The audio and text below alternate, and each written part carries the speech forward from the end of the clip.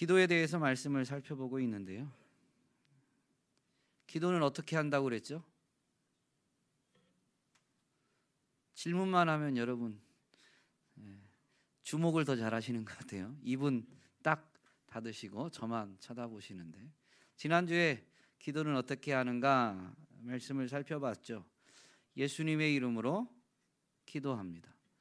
그것은 우리가 하고 싶은, 구하고 싶은 걸 마음대로 하고 마지막에 기도 이제 끝냅니다 라는 시그니처가 아니라 기도의 방향을 의미하는 것임을, 예수님의 이름으로 기도하는 것을 예수님이 가르쳐 주셨는데, 그것이 바로 우리가 주 기도문이라고 일컫는 오늘 본문으로 시작되는 이 주기도다라는 것을 지난주에 분명히 언급하면서 말씀을 살펴봤죠.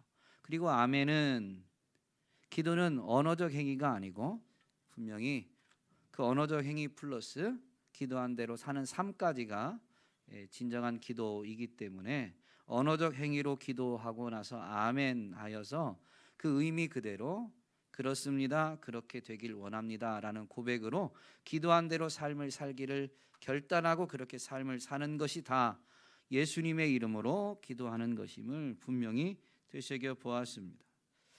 분명히 이 부분을 예수님의 이름으로 기도하는 것을 되새기면서 살펴보면서 주기도문을 시작하는 부분을 분명히 언급했죠. 기도에 있어서 제일 중요한 것은 기도하는 내용, 기도하는 자세, 또 기도를 하는 행위의 열심이 아니라, 그런 것들도 중요하지만 누구에게 기도하는가라는 것이 제일 중요하다라고 분명히 말씀드렸습니다. 그 이유는 기도하는 대상에 따라서 기도의 내용과 방법과 기도하는 사람의 태도가 결정되기 때문이다라고 분명히 말씀을 드렸습니다. 그래서 오늘은 주님이 직접 그 예수님의 이름으로 기도하는 것을 가르쳐 주신 이 주 기도문의 첫 번째 부분을 살펴보고자 합니다.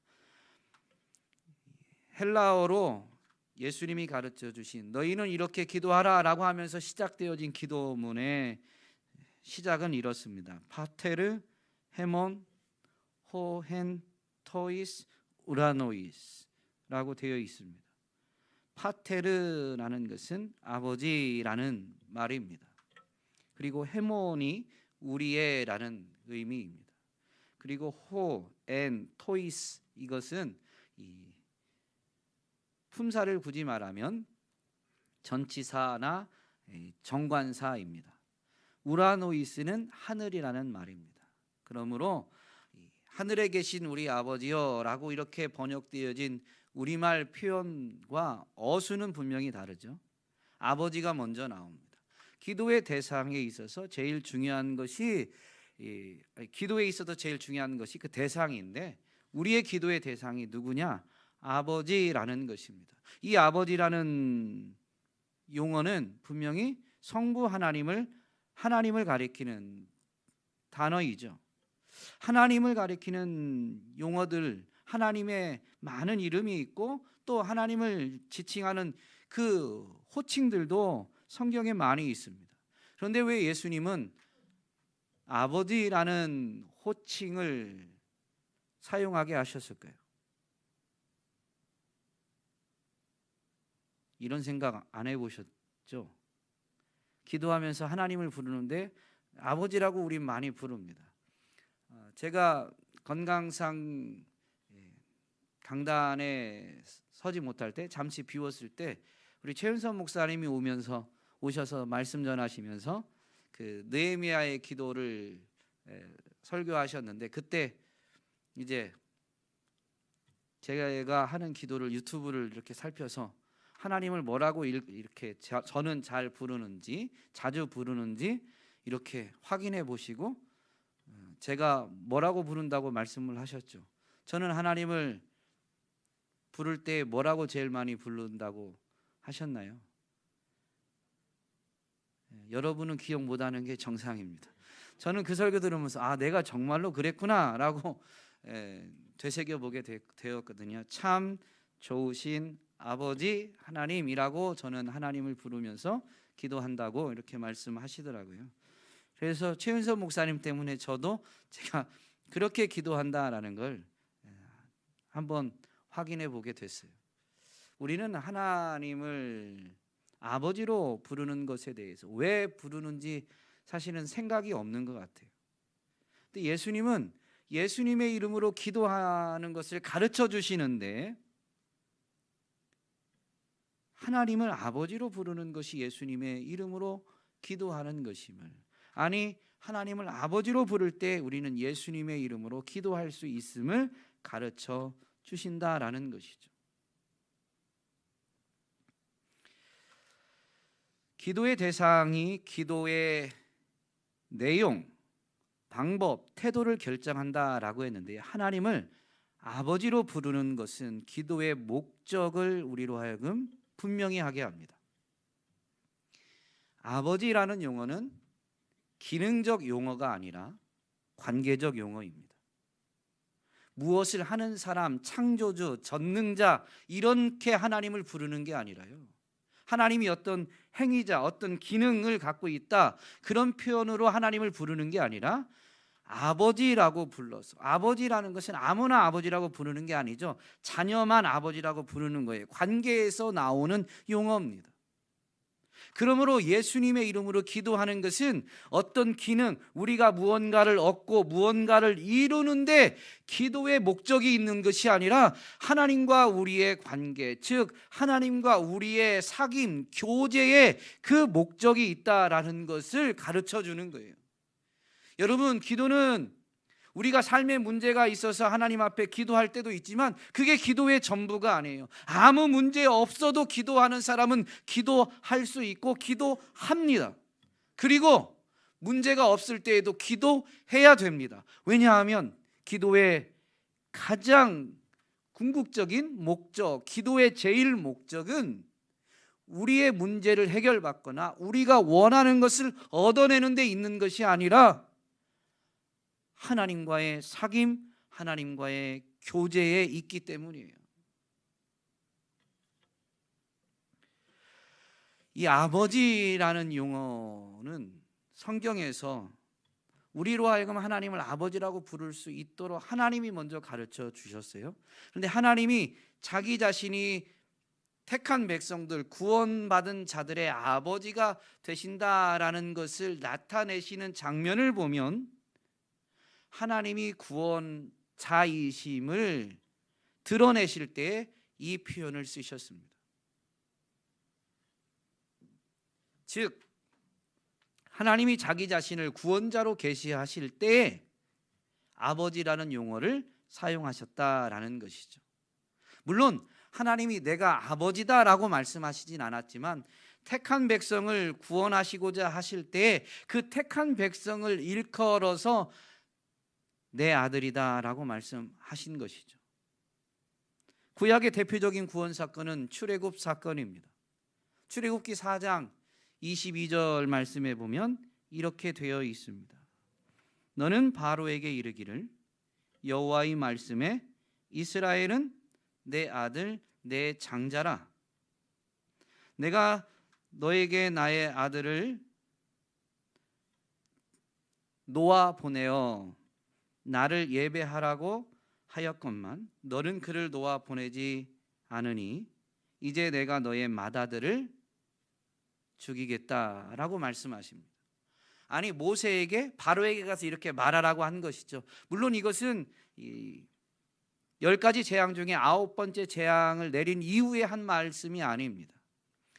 모세를 출애굽의 지도자로 부르시고 이제 모세가 하나님의 뜻에 순복해서 가고자 했을 때 바로에게 가서 이렇게 하라라고 하면서 이제 보냄받은 모세가 바로에게 가서 앞으로 행할 일을 요약해서 압축해서 한 표현, 기록입니다. 모세가 바로에게 가서 하나님이 하나님의 백성 이스라엘을 보내라고 했습니다. 그래서 우리는 나가서 하나님을 예배해야 됩니다. 우리 백성을 보내주세요 라고 해도 바로가 듣지 않을 것이죠.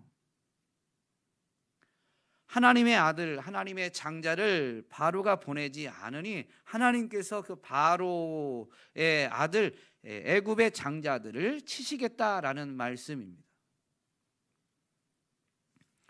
그리고 나서야 이스라엘을 이 바로가 놓아주게 되죠. 그래서 구원의 사건 출애굽이 이루어지게 됩니다. 그 출애굽 사건을 이제 하나님이 행하시겠다는 것을 그 일을 행할 지도자 모세를 세우면서 드러내 주셨는데, 나타내 보여주셨는데, 그때 구원할 이스라엘 백성이 내 아들, 내 장자다라고 하나님이 말씀해 주셨습니다. 하나님이 직접 내가 너희 아버지다라고는 하지 않으셨지만 이스라엘을 내 아들, 내 장자라고 하심으로 인해서 이스라엘에게 하나님이 아버지 되신다라는 것을 분명히 나타내 보여주셨죠. 그리고 이 출애굽 사건은 사실은 예표입니다. 출애굽 사건이 이루어지게 된 것은 어린 양의 피로 이 택함 받은 자들의 집에 문지방에 좌우 설주의 발음으로 인해서 죽음이 넘어가게 되어서 사실은 그들이 그 죽음의 재앙에서 죄로 인해서 죽음 아래 있는 그들이 죽음을 모면하고 죽음이 유월하고 건짐받게 되어지는 것임을 구원을 예표하는 사건으로 하나님이 나타내신 것이죠. 그러면 그 유월절 어린 양이 누구냐? 바로 예수 그리스도이십니다. 예수 그리스도를 통해서 구원하시고자 하는 그들이 하나님의 자녀고 하나님은 그들의 아버지가 되신다라는 것입니다. 예수 그리스도가 우리에게 구원자이지만 사실은 그분을 보내서 구원하신 구원자가 바로 하나님이시죠. 그래서 하나님이 자기 자신을 아버지라고 계시하시는 것입니다. 우리는 구원받았기 때문에 하나님을 아버지라고 부르게 된 거예요. 구원받았기 때문에 하나님을 아버지라고 부르게 된 것입니다. 그런데요, 그것이 물론 예수 그리스도의 대속으로 말미암아서 이루어진 일이죠. 그런데 그 일을 하나님이 시작하신 것입니다. 하나님이 세상을 이처럼 사랑하사 독생자를 주셨으니 독생하신 하나님 품에 독생하신 그 하나님이 왜 사람의 몸을 입고 이 땅에 보내셨느냐? 물론 자발적인 순종이지만 하나님의 뜻이었고 하나님의 계획이었습니다. 예수 그리스도를 보내신 분이 하나님이시다라는 것이죠. 그래서 하나님이 보내신 자 예수 그리스도를 믿는 사람, 영접하는 사람들은 하나님의 자녀가 됩니다. 그리고 예수님이 정말로 믿는 자들에게 약속하신 성령을 보내주셔서 내주하시는 성령, 바로 양자의 영으로 말미암아 이제 예수님을 영접한 사람들, 믿음으로 구원받은 사람들이 하나님을 아빠, 아버지라고 부르게 된 것이죠. 여러분, 예수님을 영접하지 않으면, 예수님을 믿지 않으면, 정말로 성령님이 내주하시지 않으면 하나님을 아빠, 아버지라고 부르는 것이 매우 부자연스럽고 매우 어렵습니다. 물론 옆에서 하도 쪼르고 귀찮게 하고 강요하고 또는 협박하면 하나님을 아버지라고 부르는 그 행위는 할지 모르지만 매우 곤욕스럽고 부자연스럽습니다. 자발적으로 하게 하면 하나님을 아버지라고 못 불러요. 여러분, 하나님을 아버지로 부르는 게 곤욕스러우세요? 부자연스러우세요? 어려우세요? 너무 자연스러우세요? 네. 그러면 여러분은 복받은 사람, 구원받은 사람이에요. 모세가 이 출애굽 사건을 통해서 하나님의 구원을 맛보고 또 하나님의 뜻에 따라 그 택한 백성, 하나님의 아들, 하나님의 장자들을 약속의 땅으로 인도하게 되는데요. 그 약속의 땅을 목전에 둔 모세는 하나님의 섭리 뜻 앞에 이제 들어가지 못하고 그 목전에서 죽음을 맞이하게 되는데, 그가 고별 설교할 때 이스라엘 백성들, 출애굽 1세대가 아니고 2세대죠. 어쨌든 그 이스라엘 백성들에게 설교할 때 그는 이렇게 선포합니다. 이스라엘이여, 너는 행복한 사람이로다. 여호와의 구원을 너같이 얻은 백성이 누구냐? 그는 너를 돕는 방패시요 내 영광의 칼이시로다. 내 대적이 내게 복종하리니 내가 그들의 높은 곳을 밟으리로다. 그러므로 예수님이 가르치신 이 예수님의 이름으로 기도하는 것은요, 하나님을 아버지로 부를 때 구원해 주세요라는 게 아니라 이미 구원받은 그분이 우리의 아버지 되셔서 우리를 자녀 삼아 주신 것을 인하여서 우리가 하나님을 부르게 되고 구원의 은혜를 되새겨서 그 하나님과의 사랑, 하나님과의 교제, 하나님과의 친밀함을 누리게 하시는 것입니다.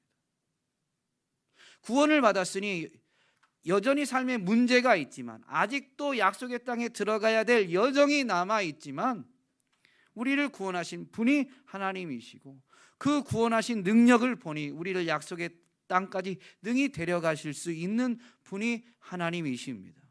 그러므로 신실하신 하나님은 이 구원을 온전히 이루실 것인데, 우리의 구원이 아직 완성에 이르지 않았어도 완성되어질 것은 변함없는 진리인 것이죠. 그래서 구원받은 그것 때문에 우리는 행복을, 아직 완성에 이르지 않았어도 행복을 노래할 수가 있는 것입니다. 그것이 누려지는 것, 그래서 하나님과의 사귐을 더욱 깊이 가질 수 있는 것이 기도다, 예수님의 이름으로 기도하는 것이다 라는 것을 지금 가르쳐 주시는 것입니다. 우리는 기도할 때 하나님을 아버지로 부르면서 이 부분을 되새겨야 되고 이 부분에 더 집중해야 됩니다. 그래야 우리의 기도의 내용이 예수님의 이름으로 기도하는 내용이 되고 우리의 기도의 자세가 예수님의 이름으로 기도하는 것이 되는 것이죠. 많은 경우 우리는 내가 가지고 온 기도 제목, 내가 구하는 것에만 집중할 때가 참 많이 있습니다. 그러나 예수님은 분명히 기도를 가르쳐 주시는데 기도의 대상이 누구인지를 제일 먼저 명확히 해 주시면서 기도를 가르쳐 주십니다.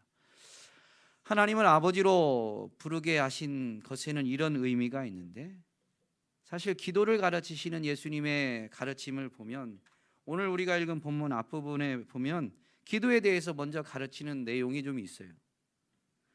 5절에 보면 너희는 기도할 때라고 하면서 기도에 대해서 분명히 가르쳐 주시거든요. 외식하는 자와 같이 하지 말라. 그들은 사람에게 보이려고 회당과 큰 거리 어귀에 서서 기도하기를 좋아하느니라. 그러면서 예수님이 이제 가르쳐 주시죠. 6절, 너는 기도할 때 내 골방에 들어가 문을 닫고 은밀한 중에 계신 내 아버지께 기도하라. 누구 아버지께요? 너의 아버지께, 내 아버지께 기도하라라는 거예요. 여러분, 기도하는 행위, 왜냐하면 외식하는 자들의 행위를 보니까 사람들에게 보여주려고, 기도하는 그 행위를 사람들에게 보이려고 큰 거리 어귀에서 손을 들고 소리내서 기도하더라라는 거예요. 근데 기도는 누구에게 기도하느냐가 중요한데 사람에게 보이는 그 행위는 기도가 아닌 것이죠. 예수님이 가르쳐 주시는 예수님의 이름으로 하는 기도가 아니다라는 거예요. 행위 자체가 기도가 아니다라는 게 아니라 이방 종교 우상 숭배자들도 기도하니까 예수님이 가르치시는 기도, 예수님의 이름으로 기도하는 것은 결코 아닙니다. 그래서 예수님이 지금 이 기도하는 행위를 가르쳐 주는데, 기도의 행위를 할 때 우리는 그 기도를 누구에게 하냐면 하나님께 하는 게 맞아요. 그런데 기도 행위를 할 때에는 그 기도 행위는 하나님과 나와의 관계예요. 그래서 기도 행위하는 것에 대해서 기도 행위를 가르쳐 주실 때에는 골방에 가서 문을 닫고 은밀한 중에 계신 너의 아버지,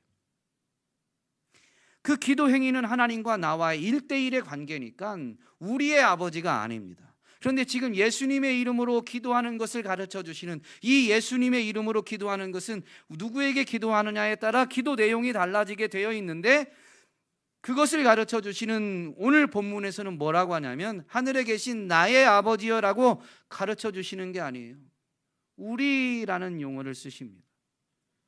우리라는 용어는 나와 너 또는 나와 너희라는 것을 가리키는 용어죠.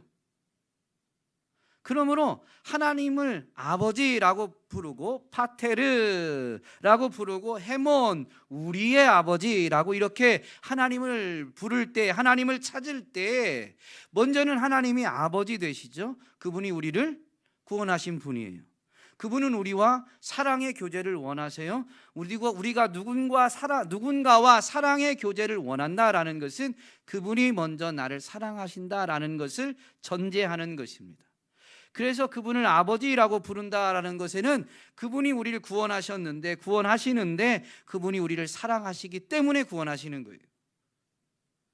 그러면 뒤에 우리라는 이 표현 나와 너 또는 나와 너희라는 이 용어는 아버지가 나를 사랑하신다, 그리고 너도 사랑하신다라는 의미입니다.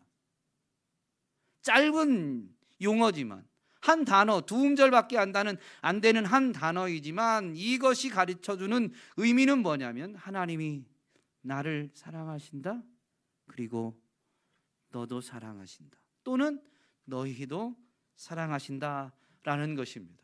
우리 아버지라고 하나님을 부를 때예요, 여러분, 이것은 기도의 방향이 어떠해야 된다라는 걸 가르쳐 주냐면 계명을, 주의 말씀을 지켜 행하는 것이 기도 내용이 되어야 된다라는 것을 가르쳐 주시는 것입니다. 하나님이 나를 사랑하신다라는 것은 그분이 나를 사랑하시니 그로 인해서 우리에게 요구되어지는, 기도에 할 때 기도자인 우리에게 요구되어지는 게 뭐예요? 뭐가 요구돼요?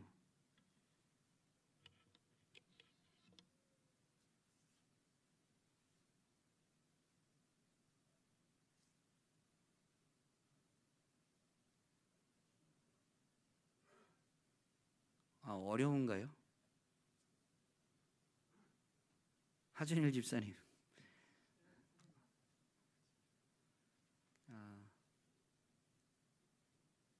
여기 지금 황정분 집사님이 안 계신데, 하나님과의 관계 말고 이제 두 분 사이에서 관계에서 보면 기도는 관계라고 그랬잖아요.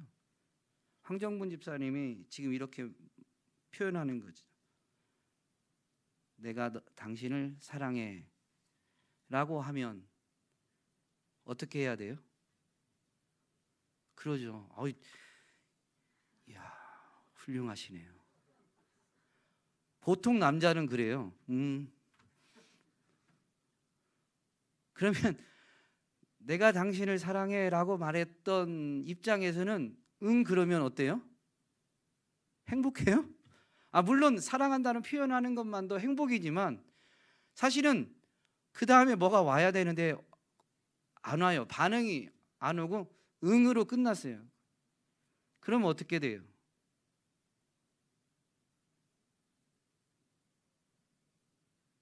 바로 삐지진 않죠. 뭐 없는지 계속 딴짓하거나 이렇게 주의를 끌거나 아니면 조금 적극적인 분은 끝이야? 즉 뭐 더 없어 이 얘기죠. 예. 우리가 하나님을 향해서 우리 아버지라고 부르는 데에는 어떤 메시지가 있냐면 하나님이 내가 너를 사랑해, 그리고 물론 이거 좀 이따 살펴보겠습니다. 먼저는 하나님이 내가 너를 사랑해 라는 메시지가 있는 거예요. 그러면 우리가 하나님을 아버지, 우리 아버지라고 부르면서 그 메시지를 들으면 우리의 반응은 어떠해야 되는 거예요? 나도 저도 하나님 사랑합니다 라는 것이 기도 내용이 돼야 돼요. 그 기도 내용은 입술의 고백임과 함께 삶으로 이어져야 되죠. 이게 뭐냐? 여러분, 모든 계명, 율법을 요약하면 두 가지입니다. 첫 번째가 뭐예요? 하나님을 사랑하라는 겁니다. 하나님께 기도할 때 우리 아버지라고 부르라고 하면서 가르쳐 주시는 이 가르침은 뭐냐면, 우리 기도가 하나님의 계명대로 사는 것을 위해서 기도해야 된다라는 것을 사실은 가르쳐 주고 있는 것이죠. 그리고 우리라는 용어는 하나님이 나를 사랑하시고, 그리고 너도 또는 너희도 나의 이웃도 사랑하신다라는 의미입니다. 그러면 내가 하나님을 사랑한다라고 이제 반응하는 게 첫 번째인데, 그 반응을 했더니 하나님이 너의 옆에 있는 하준일 집사도 내가 사랑해. 그러면 그 고백을 한 제가 저는 그 사람 미운데요, 이런 고백이 나올 수도 있지만 그 메시지는 바뀌지 않아요. 기도를 계속하면 할수록 그 하나님의 본성, 성품이 바뀌지 않아요. 내가 하나님 사랑한다라고 하면 그래, 나도 너 사랑해. 그리고 하준일 집사도 사랑해. 그러면 내가 육신적으로는 하준일 집사님이 미웠는지 모르지만 그 메시지가 계속 하나님을 부를 때마다, 하나님이 나의 아버지이심을 고백할 때마다 그 메시지를 우리가 정말로 생각한다면, 여러분 끝까지 하나님 그럴 수는 없죠, 저는 싫다니까요, 이렇게 고집 피울 수가 있어요. 울며 겨자 먹기로. 그래서 이를 꽉 깨물고 하나님이 사랑하시면 뭐 할 수 없죠, 저도 미운 놈 떡 하나 더 준다는데 뭐 잘해보겠습니다, 이렇게 기도하게 되는 거예요. 계명을 요약하면 두 번째는 뭐냐? 내 이웃을 내 자신같이 사랑하라라는 것입니다.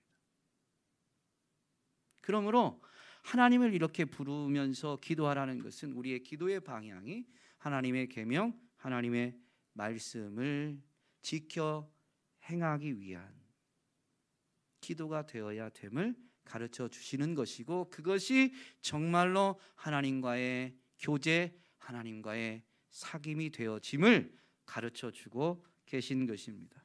본회포 목사님은 이 부분에 대해서 이런 표현으로 설명하셨습니다. 홀로 있지 못하는 사람은 진정한 의미에서 다른 사람과 같이 있어 줄 수 없고, 다른 사람과 같이 있어 줄 수 없는 사람은 홀로 있지도 못하는 법이다. 무슨 얘기냐면요, 이 홀로 있는 것은 하나님 앞에서 앞부분에 제가 말씀드렸던 6절에 있는 골방에 들어가서 너의 하나님께 기도하라는 이 하나님 앞에서 서서 하나님과 1대1의 사귐을 갖는 기도 행위를 가리킵니다.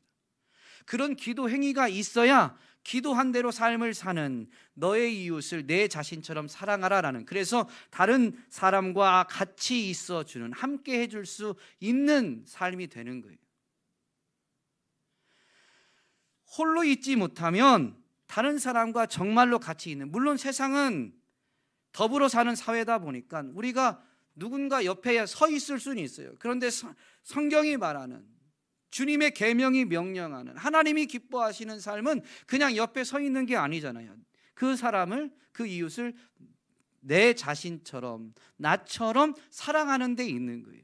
그런데 원래 죄성을 가진 인생은 아무 대가 없이, 조건 없이 누군가를 사랑할 수가 없어요. 위로부터 부어주시는 그 하나님의 사랑을 체험하고 하나님의 사랑에 감동되어질 때에만, 사랑을 충분히 받았을 때에만 다른 사람을 사랑할 수가 있게 되는 것이죠. 그래서 예수님이 가르쳐 주신 이 예수님의 이름으로 기도하는 그 기도, 홀로 하나님 앞에서 그렇게 기도하는 시간이 있는, 홀로 서는 법을 배운 사람만이 누군가와 함께하는 삶을 살아낼 수 있는 것이고, 다른 사람과 같이 있어 줄 수 있는 사람은 사실은 홀로 있지도 못한다. 그 사람이 기도는 할지 모르지만 예수님의 이름으로 기도하지 못한다라는 의미입니다. 조금 전에 말씀드린 대로 우상 숭배자들, 이방 종교를 가진 사람들도 기도하는데 그들의 기도는 자기 안위, 자기 이익, 자기 목표가 이루어지는 것이 기도 내용입니다. 이 우리라는 것을 잘 모릅니다. 우리라는 의미에 담긴 그 기도의 내용을 우상 숭배자들은 전혀 깨닫지 못해요. 그러니 홀로 있는 듯 보이지만 엄밀히 말하면 성경에서 가르쳐주는, 예수님이 가르쳐주신 이 하나님 앞에서의 깊은 사귐은 아닌 것이죠. 마지막으로 하나님에 대해서 설명되어진 부분이 있는데, 하나님을 설명할 수 있는 수식어구는 너무 많죠. 그런데 왜 예수님은 예수님의 이름으로 기도하는 것을 가르쳐 주시면서 하늘에 계신이라는 수식어만 사용하셨을까요? 하나님과의 사귐이 기도의 목표, 목적이라면 우리와 함께 하시는 하나님, 우리 안에 계신 하나님, 하나님 우리 안에도 계시죠. 어디에나 계시죠.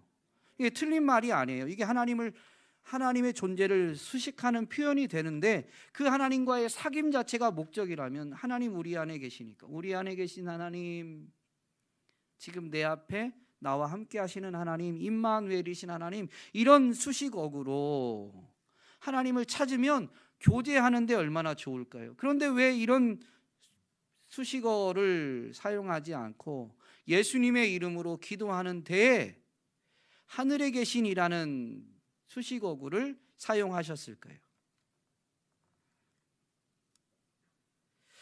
하늘에 계신이라는 이 수식어구는 비유적 표현인데요, 땅은 사람이 거주하는 장소고 하늘은 하나님이 거하시는 곳입니다. 시편 기자는 여호와께서 그의 보좌를 하늘에 세우시고 그의 왕권으로 만유를 통치하신다라고 선포했습니다.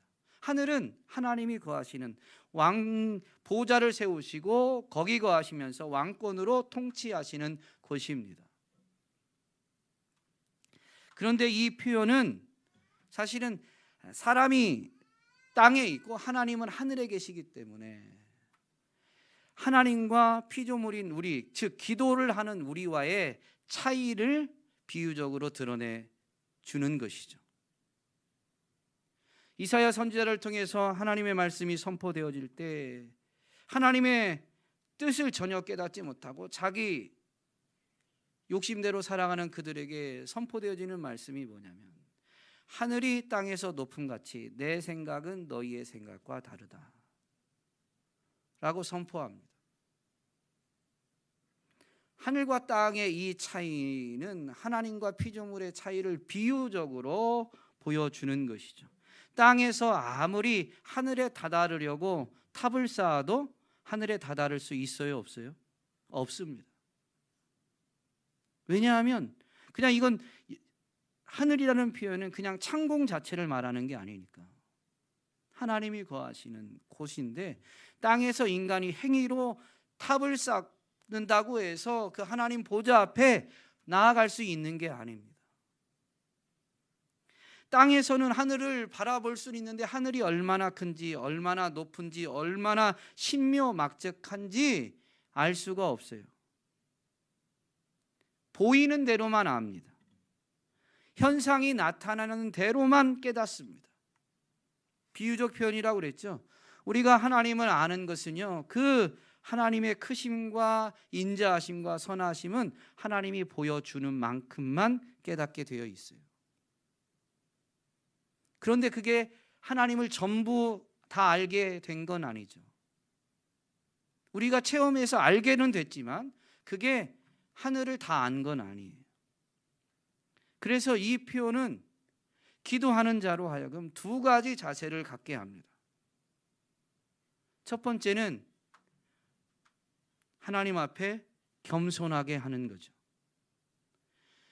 하늘을 다 알지 못하니 예수님의 이름으로 기도하면 응답되어지는 그 응답이 내 마음에 들지 않을 수 있어요. 내 생각에는 이거 이상한데? 하나님 선하시다고 그랬는데 이렇게 하는 게 선한 거야? 의심이 들기도 하고 납득이 안 될 때가 많죠. 하나님 선하시면 왜 내 삶에 이런 일을, 하나님 하늘에서 만물을 통치하신다는데 통치하시는 하나님이 왜 내 삶에 이런 일이 일어나게 하느냐라는 것이죠. 순간적으로는 그게 납득이 안 될 수도 있어요.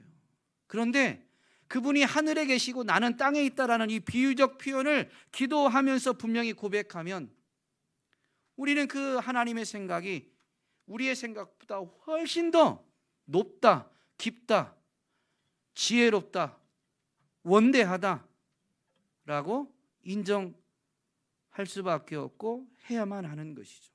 그래서 납득이 안 되는 하나님의 뜻이라 할지라도, 납득이 안 되는 하나님의 역사하심이라 할지라도 겸손한 자는 어떻게 되는 거예요? 만족해서 인정하고 만족하지 않아서 인정하지 않는 게 아닙니다.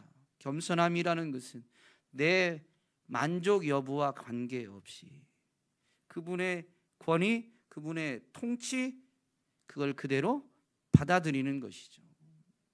이게 하늘에 계신이라는 이 하나님에 대한 수식, 비유적인 표현을 통해서 기도자가 갖추어야 될 자세를 가르쳐 주시는 것입니다.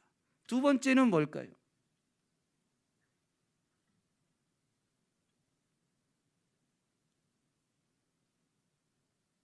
하준일 집사님한테 첫 번째 질문을 했으니까, 연애하실 때 오래 사귀면 사귈수록 이렇게 사귄 사람을 알아가게 되잖아요. 아니에요? 네네. 그래서 사랑해가지고 우리 황정분 집사님하고 결혼도 하셨잖아요. 네. 결혼 생활이 지금 네, 대략 10년은 넘으실 것 같고 지영이가 10살이 넘었으니까 갑작스럽게 여쭤서 그래요. 무슨 질문인지도 잘 모르셔서. 결혼 생활이 10여 년이 넘어갔어요. 이 진짜 질문이에요. 연애할 때도 이제 사귀면서 황정분 집사님을 더 알아가게 되고, 결혼 생활에서 같이 사니까 이제 황정분 집사님 다 알겠어요? 네. 아니 그 사람, 유한한 존재인 사람도 다 알지 못해요. 그런데 우리가 체험했다고 해서 하나님을 다 알까요? 땅에 있는 우리가 하늘에 계신 하나님은 우리 은혜를 체험해서 하나님이 어떤 분이시다라는 걸 알게 되었지만 하나님을 다 알지 못합니다. 그래서 우리가 체험한 것보다, 심지어 우리가 생각하고 기대하는 것보다 하나님이 더 크시다라는 것이 이 하늘에 계신이라는 표현에 담긴 거예요. 그러면 우리 아버지라고 부를 때에는 하나님 우리를 사랑하시니 나도 우리도 하나님을 사랑합니다라는 것이 기도의 방향이라면, 사랑하는 그분을 내가 여전히 모르면 하늘에 계시다라는 표현으로 하나님을 부를 때 우리 마음에 어떤 마음이 드는 것이 정상일까요? 네, 더 알고 싶다. 하나님 사랑하는데, 사랑하니 하늘에 계신 하나님 제가 더 알고 싶습니다. 여러분, 정말로 하나님을 하늘에 계신 우리 아버지로 부르면서 기도하면, 즉 정말로 예수님의 이름으로 기도하면요, 다른 것이 기도 제목의 1순위가 아니에요. 그분과의 사랑, 그분과의 교제가 기도인데, 그래서 기도의 1차 목적이 사귐이고 교제이기 때문에 기도의 1차 제목이, 제1의 제목이 뭐가 되냐면 하나님 더 알기 원합니다 라는 것이 되는 것이죠. 이게 예수님의 이름으로 기도하는 것입니다. 우리는 유한한 존재고 그 유한함 때문에, 연약함 때문에 삶에서 겪은 문제가 너무 크게 보이고 우리는 거기에 집중할 때가 너무 자주 있지만 예수님이 분명히 가르쳐 주십니다. 너희는 하늘에 계신 우리 아버지께 기도하는 거야. 하나님을 그렇게 찾을 때, 하나님이 나와 사랑하길 원하시는구나, 하나님 이렇게 날 사랑하셨구나 라는 걸 되새기며, 첫 번째 고백은 답지 못하지만 저도 주님 사랑합니다 라는 것이 우리의 고백이 되어야 될 것이고, 또 우리의 기도 방향은 사랑하는 하나님 더 알기 원합니다라는 것이 되어져야 되는 것이죠. 오늘도 겸손하게 하나님 더 사랑하고 하나님을 더 깊이 알기 위해서 기도하는, 예수님의 이름으로 기도하는 저와 여러분이 될 수 있기를 주님의 이름으로 축복합니다. 그러면 어떤 은혜가 있느냐? 오직 여호와를 앙망하는 자는 독수리의 날개치며 올라가듯 새 힘을 얻게 될 것이다. 여러분, 주님과의 사귐을 기도를 통해서 맛보면 그게 끝이 아니라요, 그게 1차 목적이었지, 새 힘을 위에서 부어주시는데 그것은 사랑하기 때문에 하나님이 아끼지 않고 베풀어 주시는 보너스입니다. 우리는 보너스에, 덤에 너무 초점을 맞추면 안 돼요. 정말로 예수님의 이름으로 기도해서 오늘도 새 힘 얻어 세상을 하나님이 이기셨음을 확인하게 되는 저와 여러분이 되기를 소망합니다.